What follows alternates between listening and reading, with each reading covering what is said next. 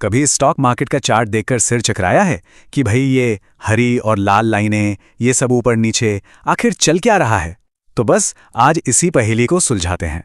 इस पूरी बातचीत में हम टेक्निकल एनालिसिस को ना बिल्कुल जीरो से समझेंगे, इतनी आसान भाषा में कि कोई भी इसे आराम से सीख सकता है। तो सबसे बड़ा सवाल तो यही है, इन चार्ट्स की भाषा को आखिर समझें तो समझें कैसे?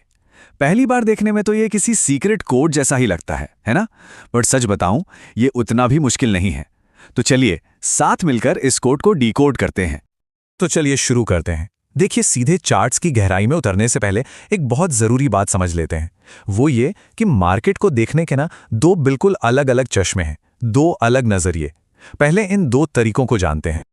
तो मार्केट को समझने के हैं दो मेन रास्ते। पहला, फंडामेंटल एनालिसिस। इसको ऐसे समझिए जैसे कोई जासूस हो जो कंपनी की पूरी कुंडली निकाल लेता है। कंपनी कमाती कितना है, उस पर कर्ज कितना है, उसकी सेहत कैसी है, सब कुछ। और दूसरा है टेक्निकल एनालिसिस। ये जासूस नहीं, ये एक साइकोलॉजिस्ट है। इससे कंपनी से मतलब नहीं, इससे मतलब है मार्केट की भीड़ की सोच से, उनके डर और लालच से। और ये सब कुछ कहाँ दिखता है? कीमत के चार्ट पर। टेक्निकल वालों का सीधा मानना है कि भाई जो भी खबर है, अच्छी या बुरी, वो सब पहले ही प्राइस में दिख जाती है।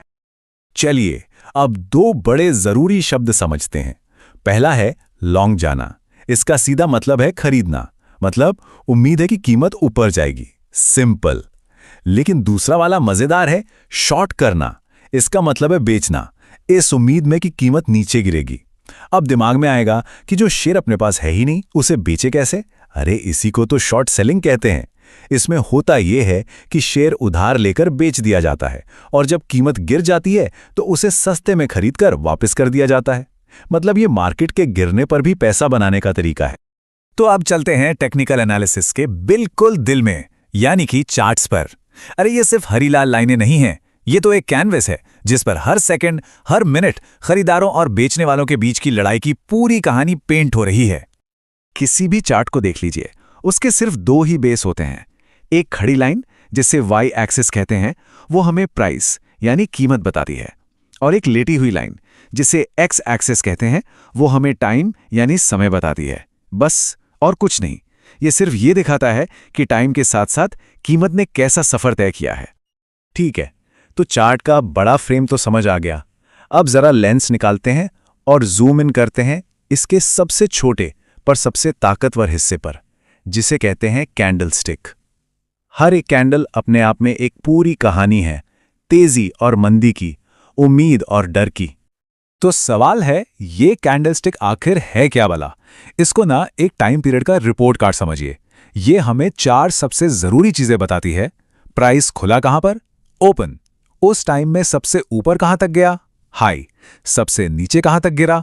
लो। और आखिर में बंद कहां हुआ? क्लोज। बस इन्हीं चार चीजों को शॉर्ट में OHLC कहते हैं।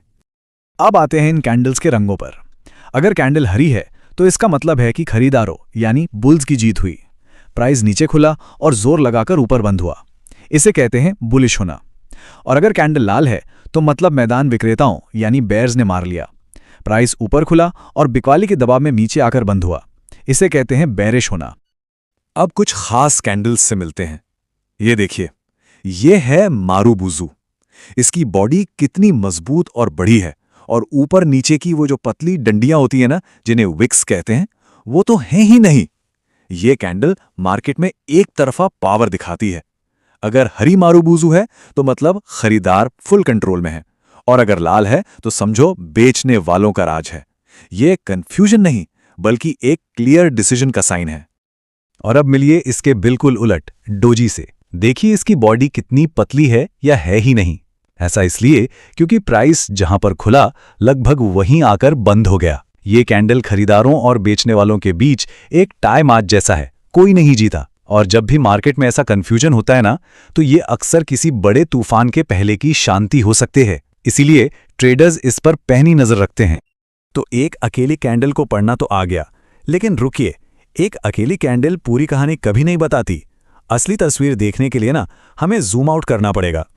टेक्निकल एनालिसिस में एक बहुत मशहूर कहावत है, कॉन्टेक्स्ट इज किंग, मतलब संदर्भ ही सब कुछ है। और ये कॉन्टेक्स्ट हमें कहां से मिलता है? सही टाइम फ्रेम से। तो अब ये टाइम फ्रेम क्या चीज है? अरे बहुत सिंपल है, ये बस वो टाइम पीरियड है जो हर एक कैंडल दिखा रही है। मतलब अगर 5 मिनट का टाइम फ्रेम चुना तो हर कैंडल 5 मिनट की कहानी सुनाएगी। अगर 1 दिन का टाइम फ्रेम चुना तो हर कैंडल पूरे 1 दिन का हिसाब किताब बताएगी। और मजे की बात यह है कि आप कौन सा लेंस लगाकर देख रहे हैं, इससे चार्ट की पूरी कहानी ही बदल जाती है। और टाइम फ्रेम को समझने के लिए ना, ये परिवार वाली एनालॉजी एकदम परफेक्ट है। समझिए, डेली चार्ट है दादाजी, जो मार्केट की बड़ी पिक्चर, लंबा नजरिया बताते हैं। फिर आर्ली यानी घंटे वाला चार्ट है पिता, जो उस बड़ी पिक्चर के अंदर क्या चल रहा है वो बताता है। और आखिर में 5 मिनट का चार्ट है बेटा, जो दिन भर की छोटी छोटी तेज हलचल दिखाता है। और यहां का गोल्डन रूल क्या है? कोई भी छोटा मोटा फैसला लेने से पहले हमेशा दादाजी से सलाह लो। मतलब हमेशा बड़ी पिक्चर, डेली चार्ट से ही एनालिसिस शुरू करो। तो लीजिए, आज टेक्निकल एनालिसिस की नींव तो रख दी गई है। ये तो बस इस रोमांचक सफर की शुरुआत है, पहला कदम है। तो अब सवाल यह है कि इस रास्ते पर आगे कहां जाना है, अगला कदम क्या होगा? तो सीखने की इस राह पर ये रहे अगले स्टॉप्स। पहला, सपोर्ट और रेजिस्टेंस। ये वो अदृश्य दीवारें हैं जहां से प्राइस अक्सर यू टर्न ले लेता है। फिर आते हैं चार्ट पैटर्न्स, जो मार्केट की साइकोलॉजी के छुपे हुए इशारे होते हैं। इसके बाद है ट्रेंड को पहचानना, क्योंकि कहते हैं ना, ट्रेंड इज योर फ्रेंड। और जब ये सब सीख लिया तो आता है प्राइस एक्शन, यानी सिर्फ और सिर्फ कीमत को देखकर मार्केट की भाषा पढ़ने की कला। ये हैं अगले चैप्टर्स। और आखिर में इस पूरी बातचीत को हम एक सवाल पर खत्म करते हैं। क्या चार्ट सच में भविष्य बता सकते हैं? क्या ये कोई जादू की छड़ी या क्रिस्टल बॉल है?